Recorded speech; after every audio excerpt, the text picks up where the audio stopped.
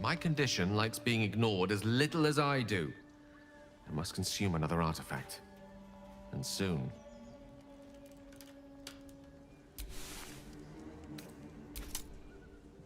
Thank you.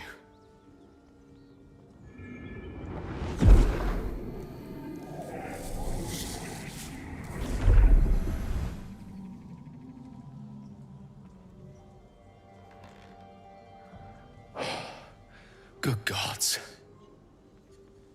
It hardly has any effect. Oh, Mystra, have mercy on us all. Listen, I need to speak to you, to all of you. It would be unconscionable of me to remain silent. I might just be about to remedy that. You have to know who I was. You have to know who I really am. What I am is a walking shadow of the promise I once held. And what one might call a wizard prodigy. Who from an early age could not only control the weave, but compose it. Much like a musician or a poet. Such was my skill that it earned me the attention of the mother of magic herself. The Lady of Mysteries. The goddess Mystra. She revealed herself to me and she became my teacher. In time, she became my muse. And later, even my lover. Oh, yes. We enjoyed each other's company. Body, mind, and soul. But even so, I desired more. You see, no matter how powerful a wizard we mortals can become, we never scratch more than the surface of the weave. Mystra keeps us in check. There are boundaries she doesn't let us cross. Yet, every time I was with her, I stood on the precipice, gazing into the wonders that lay beyond. I sought to cross her boundaries.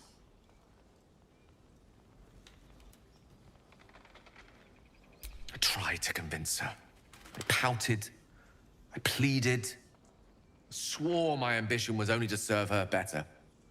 But she only smiled and told me to be contented.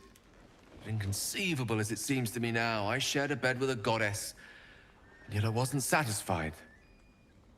So I sought to prove myself worthy to her instead. We come now to the crux of my folly. Shall I share the story behind it, or would you rather head straight to its sordid finale?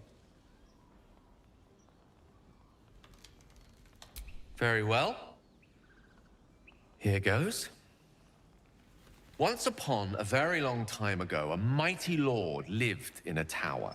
A flying tower, to be precise. I'll save his history for another time, but the gist of it is that he sought to usurp the goddess of magic so that he could become a god himself. And he almost managed, but not quite. And his entire empire, Netheril, came crashing down around him as he turned to stone. The magic that was unleashed that day was phenomenal. Roiling like the prime chaos that outdates creation. Even the weave itself could not withstand the onslaught. It fractured, then shattered, and all magic was lost to the mortal realms. Until the day Mystra returned. She restored the weave, reuniting all its scattered shards. Or so I thought. Until, in the course of my studies, I learned of a book. A Netherese tome in which a piece of the fractured weave had been sealed beyond her reach.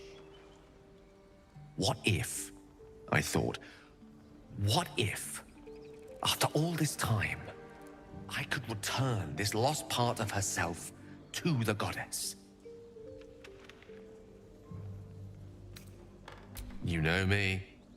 My gestures can never be grand enough. I was certain that this deed of raw power, draped in romance, would convince Mystra to take me by the hand and welcome me into her hitherto forbidden domains.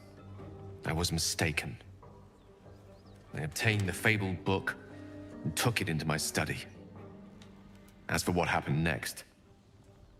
Here. Place your hand over my heart. Let me show you.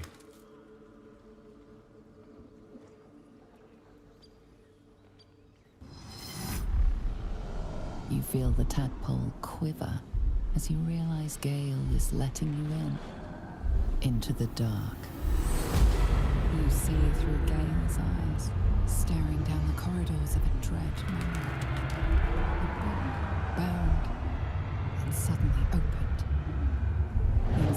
in their cages. Only a swirling mass of blackest weave that pounces. Its teeth, its claws, it's unstoppable as it digs through and becomes part of you. And gods, is it ever hungry.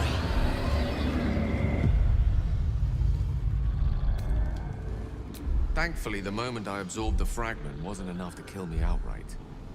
It was only the beginning.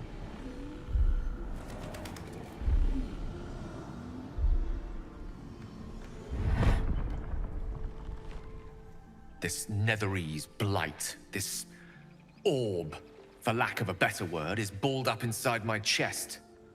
And it needs to be fed. As long as I absorb traces of the weave from potent enough sources, it remains quiet. Were it ever to fully destabilize, however.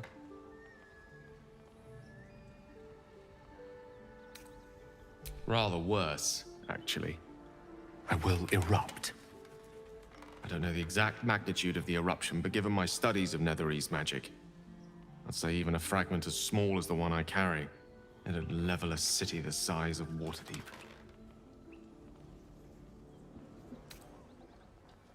I know. All of this. It must feel like a betrayal. Say the word, and we'll part ways.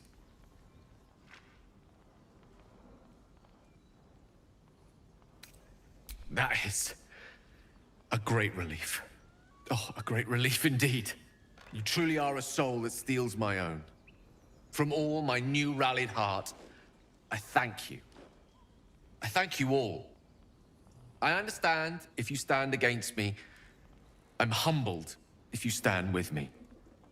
Either way, I will do my best not to let you down. I stand at a precipice, but if you do not give up hope, neither shall I. I'll fight. I'll resist as long as I can. Now, even I am tired of the sound of my own voice. Let us venture forth.